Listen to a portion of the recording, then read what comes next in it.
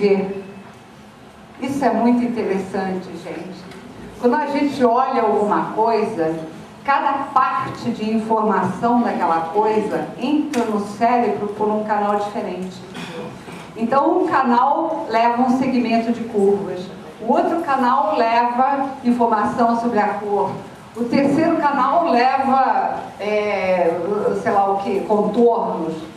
Aí o que acontece? Todas essas informações são postas juntas aqui na parte posterior do cérebro, no centro da visão. E aí o que o cérebro faz? Ele preenche as informações que ele não tem.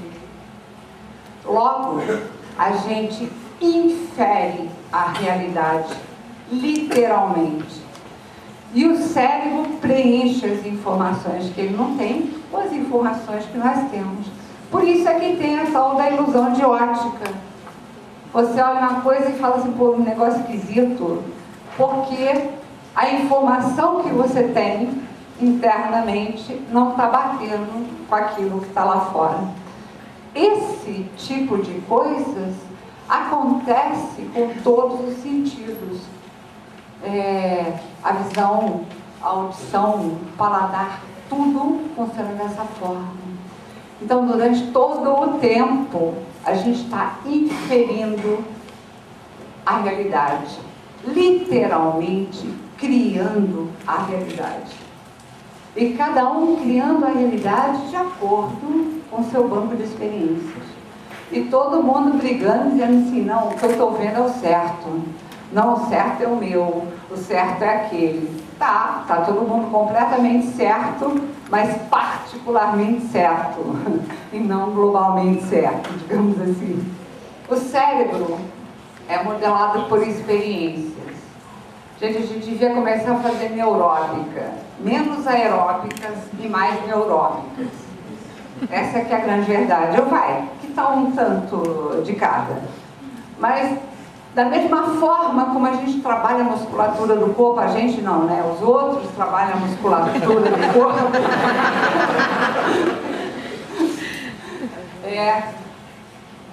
Trabalhar o cérebro e toda a nossa capacidade cognitiva, eu diria que é essencial. Como é que a gente faz isso? Toda vez que você está lidando com coisas novas, com situações novas. É por isso que ler é tremendamente importante. Você sempre lê alguma coisa que você não conhece, e você cria novas conexões. Mudar o caminho para ir para casa todos os dias, em vez de ir pelo mesmo caminho sempre, ir por um outro caminho, etc. e tal. Ou seja, tem coisas. E o que é mais importante, a gente ajusta durante todo o tempo a realidade, aquilo que a gente tem internamente. Então, durante todo o tempo, a gente interpreta a realidade de acordo com aquilo que a gente tem dentro, que a gente tem em memória, digamos assim. Por falar em memória, por que a gente nunca esquece a data do casamento, o nascimento de um filho? Vocês fazem ideia, não? Exato. Porque quanto maior a emoção envolvida em dado evento, mais firme é o registro da memória. Memória e emoção estão completamente ligados uma à outra. Agora, cada vez que a gente se lembra desse acontecimento, a gente lembra de forma diferente. Nunca é igual ao original. Porque quando a gente lembra, isso significa que já aconteceram um monte de coisas nas nossas vidas depois desse evento. E mesmo o evento passado vai sofrer interferência de todas essas coisas, a gente já não vai lembrar igual. Então, literalmente, o que eu queria dizer com isso é que a gente a cada instante cria a realidade. Literalmente, e eu não vou nem entrar nos conceitos da quântica aqui, senão ia dar muito enrosco. tá?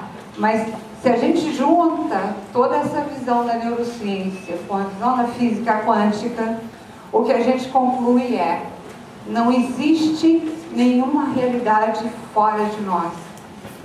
Toda a realidade acontece internamente.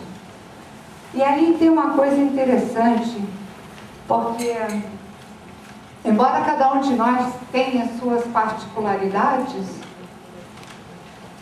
tenha seu próprio banco de dados de experiência, de uma certa forma, todos nós usamos a mesma lógica de processamento de informações. E é isso que dá a coesão social. Então veja, todos nós vivemos numa casa com mais ou menos os mesmos objetos: televisão, geladeira, cama, fogão, essas tralhas todas. Todos nós mandamos nossos filhos para as escolas, todo mundo se veste, ninguém anda nu, né? Isso é tudo a mesma lógica de processamento de informações, embora cada um tenha suas particularidades. Isso é para fazer vocês pensarem um pouco.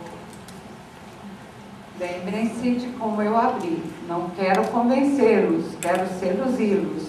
Então a ideia, isso foi um insight que eu tive conversando lá com a Jaqueline.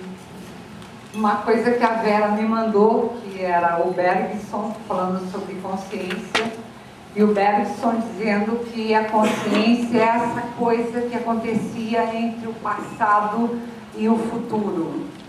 É exatamente a ponte entre o passado e o futuro. E aí eu fiquei pensando nisso e falei: caramba, se a gente cria literalmente a realidade, olha que coisa maluca.